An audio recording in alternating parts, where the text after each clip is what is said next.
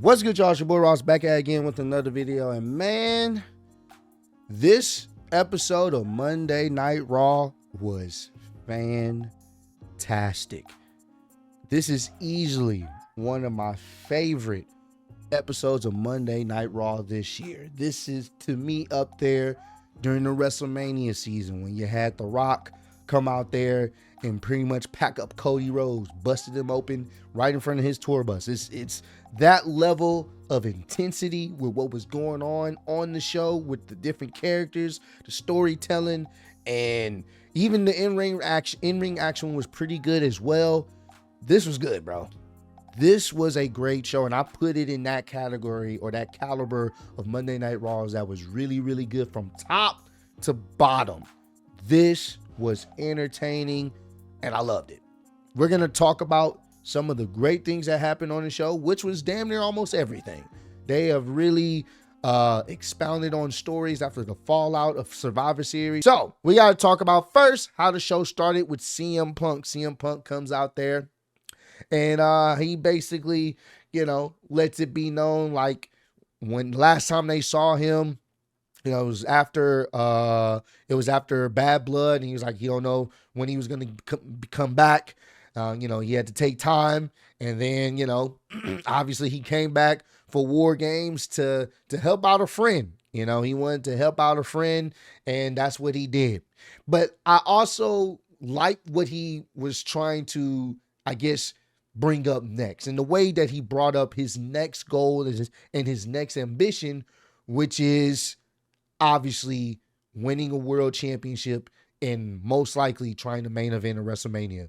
And the way that he did this, which really was creative. So he gets on one of the turnbuckles and he points.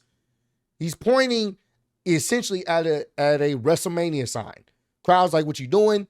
But he was basically illustrating, like, this is what I've been wanting to do. I've been wanting to be able to point at a WrestleMania sign my entire career and say I'm main event in a WrestleMania, essentially, without saying too many words. That's his goal. That's still his goal. He talked about it when he came back, and now, he's been sidetracked. He said he's been having situations and dealing with other people, but that's where he's focused at. So, and he also alluded to the fact of the whole Paul Heyman giving him a favor. So he says, whether it's at the Royal Rumble or whether, my paths cross at Elimination Chamber, eventually, eventually my favor will get called in, and I'll be able to punch my ticket to one of those events. So it seems to me that whatever CM Punk favor was,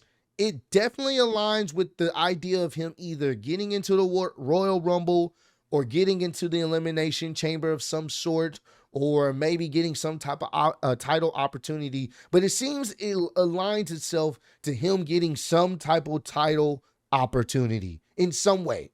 So I don't know exactly, but that's pretty much what he alluded to, that Paul Heyman's, his one pretty much, I guess you can say, not get out of jail free card, but his one favor will align with something like that because he helped the bloodline. So interesting that he already put that out there. We still don't know the exact of it, but it does seem that will be what the favor may be, helping him potentially get a title opportunity or even main eventing next year's WrestleMania. So after he announced that, that's when Seth comes out there. Seth comes out there, and I love that they brought this up, and I was hoping they were going to do it because I had a feeling Seth was not going to be happy with what happened at Survivor Series. Seth comes out there and he makes it very simple. He was like, I should have took you out when you came back last year. I should have took care of you when you came back last year. But I was too focused on, at the time, being a champion, and defending my title. So I wasn't focused on that, And then at one point, I was doing what I needed to do at WrestleMania this year to stop Roman Reigns and to stop the bloodline. So to see you out there standing standing side by side with the guy that have been actively trying to destroy you, to see you stand there helping him get back his power, it pisses me off essentially. And I like the fact that he brought back when CM Punk was last seen on Raw, and after the whole, the grueling match of Hell in a Cell, when he was last on Raw, he, basically was about to leave, and then Seth music hit, and Seth was just standing right in front of him. And Seth brought that up. He said, I could have ended you.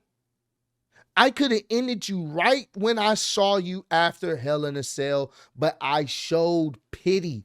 I showed mercy. I could have ended you right there, but I didn't. Now, because of what's happened at Survivor Series and what you did, now I'm starting to understand why that was a mistake and why I need to fix it right now. So at this point, Seth has made it very clear he wants the smoke. He's trying to end CM Punk. He feels like he should have did it. He showed too much mercy. So now he's not going to do it no more. It's up. CM Punk, he's no selling it essentially. He doesn't even care. He looks kind of over it. And he's like, look, bro, honestly, I don't even care about you, bro. I'm just keeping a buck, dog. Like, you haven't been on my radar since you had the title. You know when I actually gave a damn about you is when you had the title. Now you don't have the title. I don't care about you. I'm looking past you. I'm looking at doing what I need to do. I don't give a damn about none of that shit. I'm trying to finish my story. I don't give a damn about what you talking about. I haven't even thought about you. So I'm going to make this very simple for you. Very, very simple for you. Don't get in my way, and there won't be no issues. And obviously, Seth, not giving a damn, pushes CM Punk, and CM Punk said, all right, well, fuck it. So they start fighting. They start going at it, and that's when you see Sammy and Jay break them up. Sammy and Jay starting to break them up and whatnot, and they're trying to get, CM Punk out of here, and Seth is still talking trash on the mic, still, trying to get Punk to get back in the ring. Punk goes back in, and they pulled it apart with more security and stuff like that. And that's where, Seth's still on the microphone now, and that's when he starts talking shit to Jay. He's like, yeah, go leave with Jay. Go run back to Roman. Both of y'all go run back to Roman like the little dogs y'all are. Basically, he called them both bitches without saying it. And that's when Sammy said, whoa, cut that out. You got your issues with Punk. I get it. I understand. But Jay, relax, my boy. We're not doing that. So now the segment transitions to them having issues. So now Sammy and Seth start going back, and they made such great points here. Such fantastic points. He's like, I get it why Jay would feel some type of way, because that's his family. Roman is his family, but Sammy, you're not family. Like, what are you doing? Like, I get it. I like you, Sammy, but you're not family. Why are you sitting up here helping someone who have actively destroyed a lot of people's lives? Like, what are you doing? And this is where I love what Sammy did here. He essentially flipped it on Seth. He's like, you want to talk about what am I doing? Well, to be honest with you, I didn't want to team up with CM Punk. That's not what I was trying to do. You know that. In fact, I asked you twice to help us, but you didn't. I didn't know this was going to happen. We just found out like anybody else. Because at the end of the day, I wanted you on our team. And Seth made it very clear. It's like, no, well, I would never team with him. I despise Roman. I would never help him get his power back. And I love the fact even more that Sammy brought up the whole situation. You want to be honest? This is all your fault. Because you stabbed Roman in the back 10 plus years ago in the Shield. And this is the monster you created. This is because of you and nobody else. So if anyone has to blame for all of this, it's you. Love that. So Seth says, you know what? You're right. You are right. You were sure right. This is on me. But guess what? I atoned for my sins. I made peace with that. I apologize. I messed up here. But let's keep it real. It's funny that you saying that because you did the same thing to Roman not too long ago. And granted, it was justified. Because let's be real here, Sammy. And I like how Seth started picking apart Roman as not really changing. And he makes some really good points here too. He said, has Roman even apologized to you? Has he apologized to Jay? Has he apologized to anybody, even shown an ounce of remorse or an ounce of sorriness for what he's done? No, he hasn't, because he doesn't care. He's the same guy he's always been. And I love that because Roman hasn't done that. I can appreciate that he brought that up. So at that point, Sammy, like, you know what? It seems like you're in a bad mood. I'm in a bad mood. I think we need to go ahead and get our frustrations out. Let's have a match tonight. And Seth's like, all right, fine. You want the match? Got the match. Great opening segment, bro. So damn good. CM Punk and Seth, fuego. Can't wait for that to really start to heat up. We're getting to that point. And now this Seth and Sammy, great points on both sides. Both make valid points on why they feel like the other is wrong. This was great. This was fantastic. And we got a great main event out of it. And we're going to talk about that later on in my review.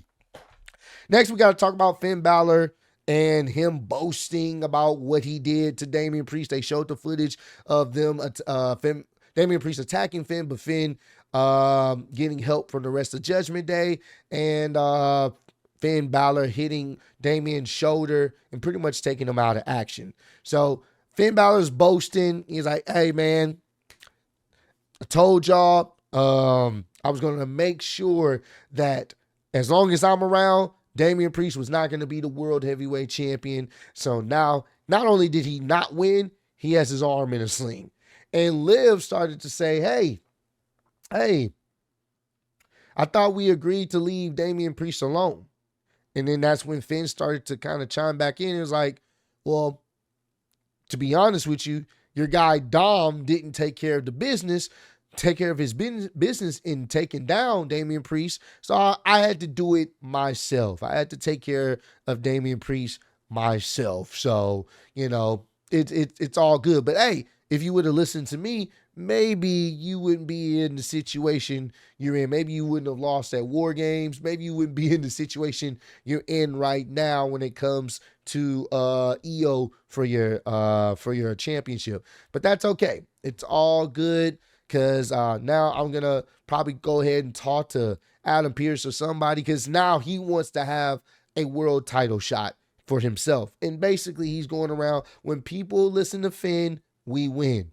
Basically, he's trying to be the new leader of the group. You can see Dominic don't like it. You can see Liv is peeping it. The JD's not really peeping it much. And obviously, Carlito, he's like the dumb character in the group, so he's not really peeping it much. But there are other characters that are starting to notice Finn is trying to be the leader, even though they said there is no leader. So I like what they're doing there. They're definitely teasing a breakup with the Judgment Day. Also, there was another segment with Finn Balor and Dominic as they found Gunther. And basically, Finn was like, look, I'm the reason why you're still champ. Both times, I was the reason. I created the distraction. I took out Damian Priest. I helped you. And you should be shaking my hand instead of kicking me in the face. And in fact, what you really should be doing is giving me a title opportunity. So Gunther took exception to that. He's like, look, I never wanted your help or needed your help. In fact, it actually irritated me, because now it gives my win, it taints my win. I didn't want that. All I wanted to do was, go out there and do my job, and you interfered in my business. So I'm not giving you a title opportunity, but I see what's going on here. I know what's happening. You're mad that Dominic was able to do something that you couldn't do, which is beat Damian Priest. So you know what? How about this? Since I got pull back here, I got some pull. I'm going to go talk to Adam Pearce and we're going to set up something. So basically, they were setting up Dom versus Gunther. No title on the line, but just to, kind of cause some dissension there. Like, Finn, you couldn't even beat the guy, but he could. I like what Gunther was doing there, trying to play some mind games with some members of the Judgment Day. All right. Now, we got to talk about, obviously, the segment of the night. You would have thought Sammy, CM Punk, and Seth Rollins would have been segment of the night, right? You would have thought that. On any other show, that's segment of the night. Not tonight.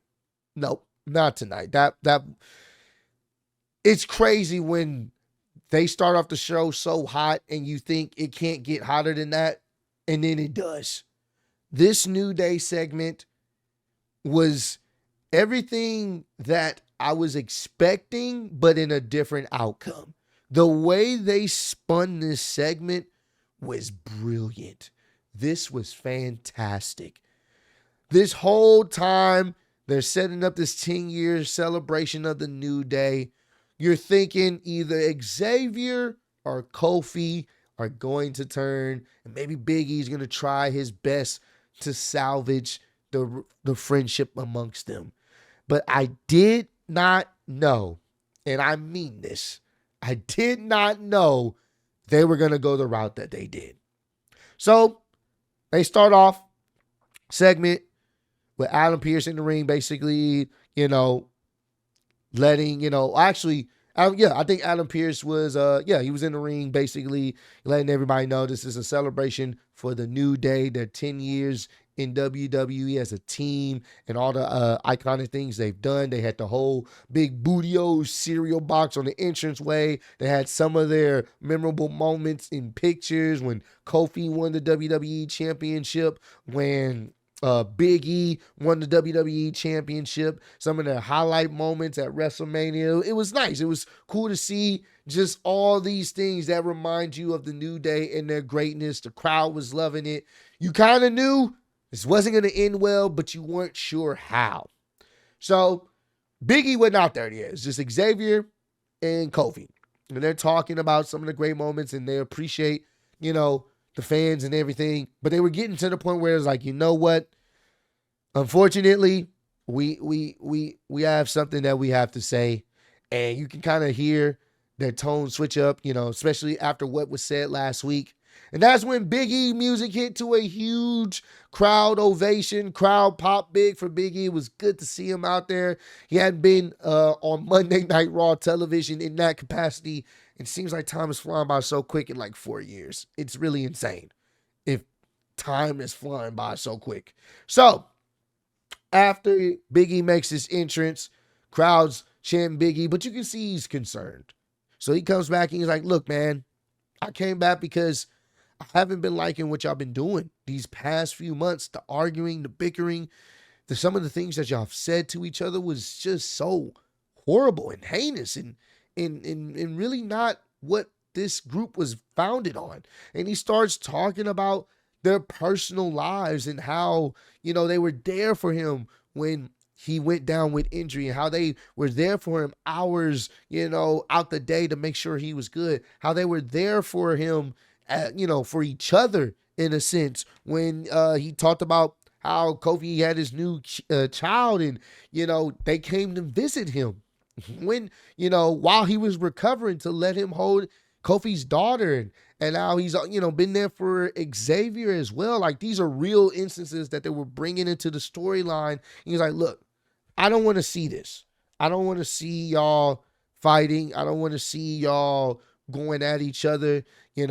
I don't know when I'll be, medically cleared, but I want to be a part of this, and I want to make sure y'all are on the right track. So you know what? I'm coming back. I'm going to be here every week. I'm going to be y'all managers, and we going to make this right.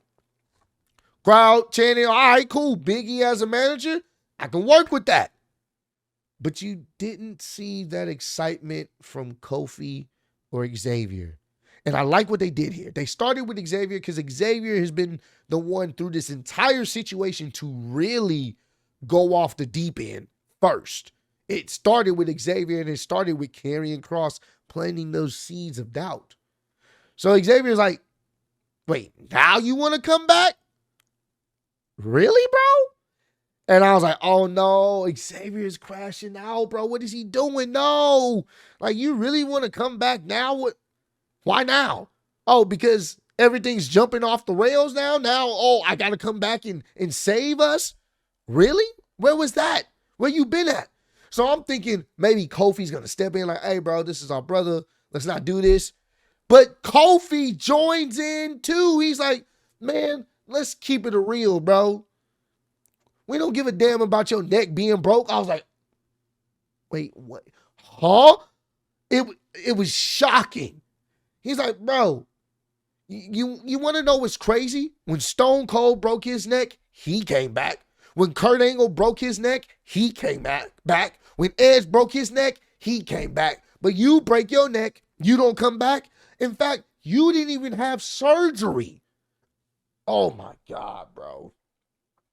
When I say this hurt me, because of the fact that not Kofi, they all did great in this. Big E was selling this so well. He was trying to speak his truth. Like, look, I've been trying to get recovery and all this other stuff. Like, bro, you didn't care. So why do you think we should care? And this was so good. The crowd was not expecting this. They showing shots of people with their arms over their head. Like, what the fuck am I just watching right now? They both crashed out on Big E in such a horrible way with words. No physical, just hurtful words. Xavier's like, bro, I tore my Achilles tendon off the bone, out for 9 months, and guess what? I came back for you. So don't talk to us about this crap of, now you want to come back? Nah, we good. And let's keep it a buck. You most likely never going to be physically able to compete again. You most likely will never be medically cleared again. So why don't you do us a favor and go ahead and leave, go back to your desk job and leave. We'll call you if we need you. And essentially, they formed alliance. Kofi and Xavier formed an unholy alliance of hatred for Big E. It's like, you know what? We don't need you. You're wasted goods anyway. Because anytime anyone thought about us, saw us, they was like, oh, we miss Big E. We're tired of that. It's just us now. So you can leave. And Big E looks so hurt. He's like, bro, y'all really... So this is what y'all want to do. This is it. And Big E got out the ring. And I don't do this whole segment justice. Go watch it. Go watch this. Go watch this. This was so good in the sense of, I did not see this coming, bro. They teased us all these months to make us think they were going to split when in fact, essentially they said, nah, Big E, you're gone. We don't need you. It's us now. This was fantastic. And I hope this leads to these guys really getting rid of the dancing and all this other shit and being dead ass serious and intense. Oh, this was so good. This was so good. Like I said, I don't do this segment justice. Go watch it for yourself so you can get the complete context. I shortened this out as much as I could because I wasn't going to take notes on this. This was fantastic. They swerved a lot of us into thinking one of them were going to turn. Kofi and Xavier, when really they both turned. They turned on Big E himself and got brutal with their disrespect. Fantastic stuff. Highlight of the fucking show. So we got the Dom and Gunther match. And as you expect, Dominic was definitely getting packed up majority of this match. You know, you don't expect Dominic to stand a chance, especially against Gunther. But he did get an advantage when he had an opportunity to hit Gunther with the low blow. And they teased it as if Dominic was going to actually be able to pin Gunther, but he wasn't able to, wasn't successful. It was very close, near fall. Definitely still a pretty good way to buy into the potential slight low percent chance that Dominic would win. Obviously, he would have to cheat. But overall, this was still enjoyable. Anytime Dom's getting beat up, it's fun. But the fact during this whole sequence where he cheated and it looked like he was about to win, they're chanting Dirty Dom. What universe are we living in? This is definitely a special version of Monday Night Raw because they were chanting Dirty Dom when it looked like he was about to fucking win. Insane. Never would I have thought in 2024 I would hear a Dirty Dom chant. Like I'm still, that honestly is damn near one of the highlights of the show. Dirty Dom getting a chance in 2024. You know you're doing some crazy stuff when you're able to pull that off. But ultimately, Gunther ended up getting the win as you expected in dominant fashion. Then afterwards, Finn Balor comes in with the attack, starts attacking Gunther, and then starts hitting Gunther with not one coup de grace, not two coup de grace, but three coup de grace. Packed up Gunther. He attacked him. And basically he was telling Dom, that's how you get it done. That's how you do it. And he walked off. So now we're in a situation where Finn feels like he definitely deserves a title opportunity. And that's what he did. After that, he went to go talk to Adam Pearce. Like, look, I deserve a title opportunity. So what's up? And Adam Pearce was like, you know what? Gunther came and talked to me. He said, fine. You'll have your title opportunity at Saturday Night Live's main event. That's where you'll be going one-on-one with Gunther for the World Heavyweight Championship. But that's not the only thing, because next week he's supposed to have another title opportunity, well, another title situation for the tag team title. So I don't know when he's setting up for the tag team titles, but it looks like Finn Balor will be potentially defending his tag team titles either next week or relatively soon. So we're going to see how that plays out. But all this means to me, Damian Priest is going to get his revenge. Not only is he probably going to get his revenge in the tag titles, he's going to get his revenge when Finn Balor faces Gunther. He's going to get his revenge there too, because Finn Balor's not winning. Damian Priest is going to cost him. It's going to be sweet, sweet revenge, man. Also, we got to talk about, before the main event happened between Sammy and Seth Rollins, there was some type of issue going on in the background. I think one of the interviewers was talking to Pete Dunne, and you can hear some type of clashing and banging and all types of chaos in the background. The camera runs and you see that Jey Uso had been attacked, but Jey doesn't know who did it.